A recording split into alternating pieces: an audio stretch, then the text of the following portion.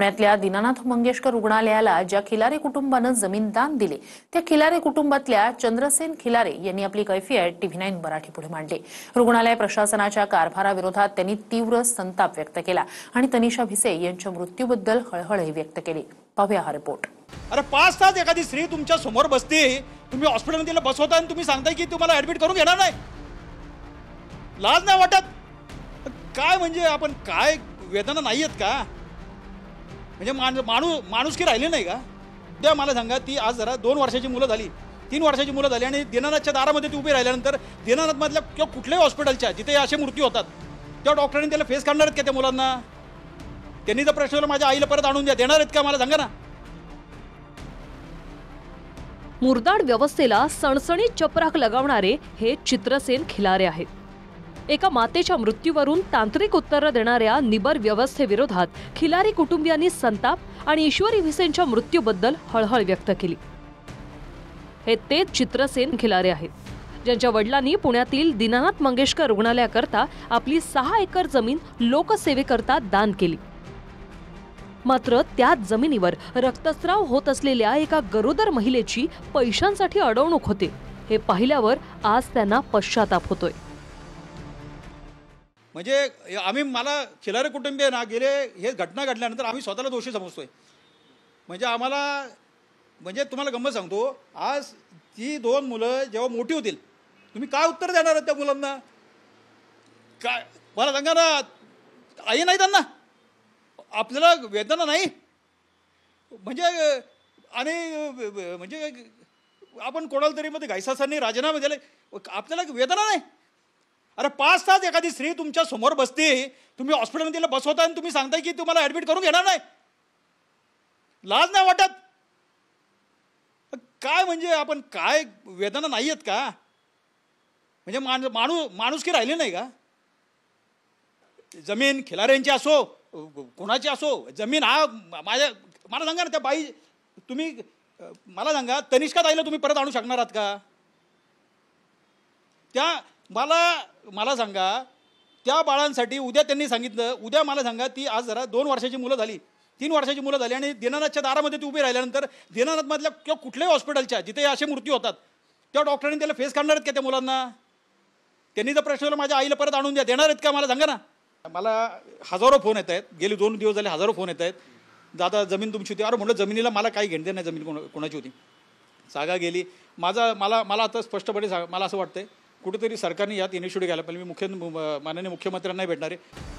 37 वर्षापूर्वी खिलारे कुटुंबियानं ज्या हेतूनं लता मंगेशकरांना रुग्णालयासाठी जमीन सोपवली तिथे घडलेल्या काल परवाच्या घटनेनं ते व्यथित झाले।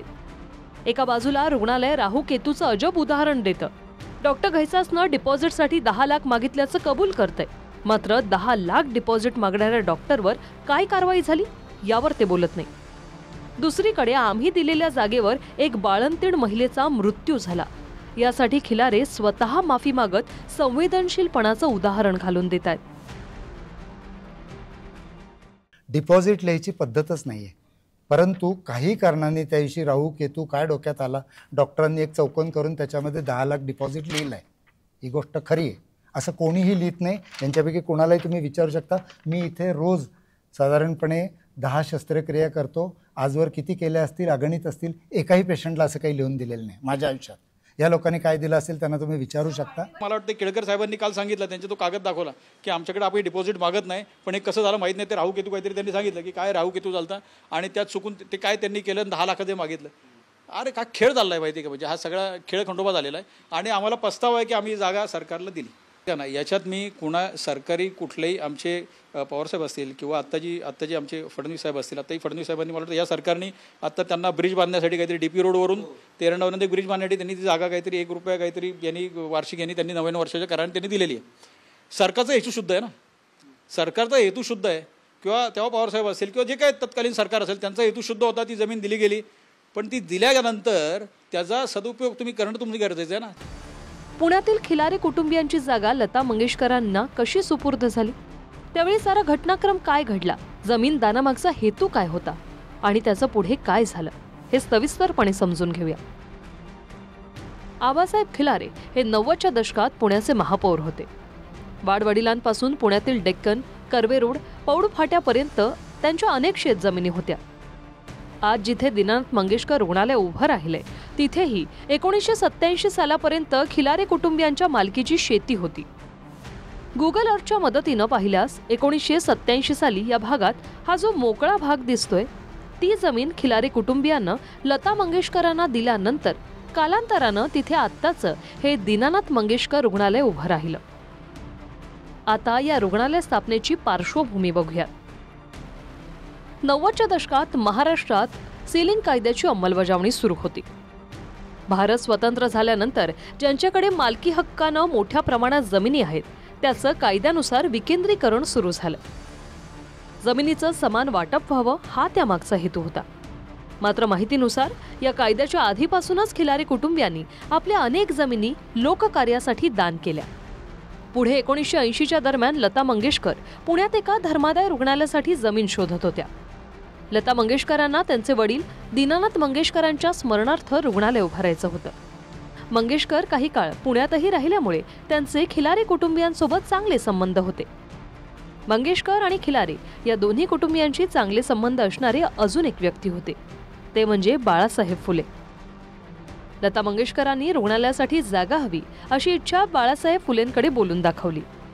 खिलारी कुटुंबियांना या आधीही अनेक जमिनी लोककार्यासाठी दान केलेल्या असल्यानं फुलेंनी या संदर्भात खिलारेंकडे विचारणा केली. शरद पवार आणि खिलारे कुटुंबीय यांचेही चांगले संबंध असल्यामुळे लता मंगेशकरांनी शरद पवारांकडेही या संदर्भात पाठपुरावा केला. खिलारे कुटुंबियांनीही संबंधित जमीन रुग्णालयासाठी दान करण्याचा निर्णय घेतला. बाळासाहेबांनी अंदाजे 87च्या काळात भाऊसाहेबांच्या कानावर ही गोष्ट घातली आणि लता दिदींना माहीत होते की पवारसाहेबांचे आणि भाऊसाहेबांचे घनिष्ठ संबंध आहेत. त्यांनी ती गोष्ट पवारसाहेबांच्या कानावर घातली. पवारसाहेबांच्या कानावर घातल्याने पवारसाहेबांनी भाऊसाहेबांची चर्चा केली आणि आशा व्यक्त केली की बाबा आपल्या भागात भाऊसाहेब एक चांगलं हॉस्पिटल उभं होईल.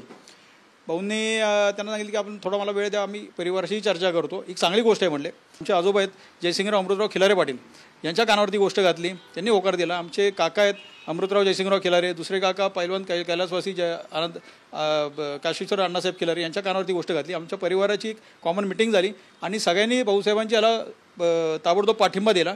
भाऊसाहेबांनी पवारसाहेबांची चर्चा केली आणि पवारसाहेबांनी चांगल्या प्रकारचं इनिशिएटिव्ह घेऊन एक चांगल्या शुद्ध हेतूनी चांगल्या हेतूनी पवारसाहेबांनी त्यात इनिशिएटिव्ह घेऊन लवकरात लवकर जमीन ती कशी हस्तांतरित होईल याच्याकरता प्रयत्न केले.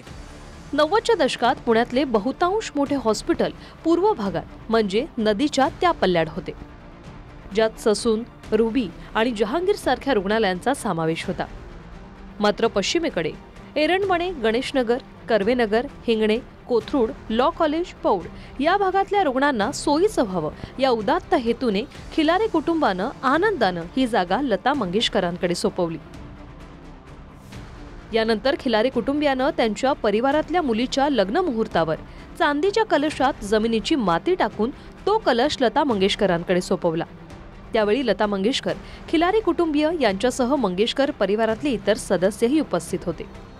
नंतर नियमानुसार जमिनीची मालकी आधी सरकारकडे आणि त्यानंतर सरकारनं ती लता मंगेशकर यांच्या ट्रस्टकडे वर्षाला 1 रुपया भाडे या तत्वावर सोपवली. लग्नामध्ये लता दिदी होत्या, त्यांचं संपूर्ण कुटुंब होतं आणि मला वाटतं पु ल देशपांडे साहेब असतील, हे सगळी दिग्गज मंडळी होती. म्हणजे भाऊसाहेबांचा सगळा परिवार मोठा होता, अर्धमंत्रिमंडळ होतं आणि सगळ्यांच्या सानिध्यात मला वाटतं मदन बाफना तेव्हा पालकमंत्री होते, त्यांच्या हातात तो कलश दिला एक सरकारी प्रतिनिधी म्हणून. ठीक आहे, नंतर टेक्निकॅलिटीज पूर्ण होतील, सरकारच्या ताब्यात आपण कागदोपत्री देणं वगैरे, पण एक भावनिक नातं आमचं त्या जमिनीच्या असल्यामुळे शेती आम्ही देत होतो ना, म्हणजे ती काय किती वगैरे हा प्रश्न पुढचा आहे, पण एक भावनिक नातं म्हणून आपण ती चांदीच्या कलशामध्ये तेव्हा लोकार्पण केली आणि लतादींनी ती जागा दिली. मात्र यानंतर स्वतः खिलारे कुटुंबियांना आलेले जे अनुभव त्यांनी सांगितले ते धक्कादायक आहेत. ज्या खिलाऱ्यांनी जमीन दान केली त्यांनाच रुग्णालयाच्या भूमिपूजनावेळी मंचावर बोलवण्याऐवजी 14व्या रांगेत बसवलं गेलं. थोडक्यात ज्यांनी स्वतःची जमीन दिली त्यांनाच भूमिपूजनावेळी आदराचं स्थान मिळालं नाही. 2010 दरम्यान जेव्हा भाऊसाहेब खिलारे दीनानाथ मंगेशकर रुग्णालयात ॲडमिट झाले तेव्हा त्यांच्याकडूनही रुग्णालयानं 3 ते 3.5 लाख रुपये बिल आकारलं. व्हायरल पोस्टमधल्या दाव्यानुसार त्यावेळी रुग्णालयाचे डॉक्टर केळकर यांनी व्हिजिटचेही चार्जेस बिलात लावले होते. ठीक आहे, आता ते काय बघा, 3.5 लाख रुपये मला आठवते मी तिथे भरलेले आहेत आणि त्या गोष्टीबाबत आम्हाला कुठला आक्षेप नाही आहे. म्हणजे 3.5 लाख रुपये बिल भरलं काय किंवा 600 रुपये त्यांनी व्हिजिटिंग चार्जेस लावले काय, ते त्यांचं तो काम आहे, लक्षात ठेवा. आमचं जे काम होतं आम्हाला एक चांगलं कार्य करायचं होतं, आम्ही ते केलं, आम्ही जागा दिली.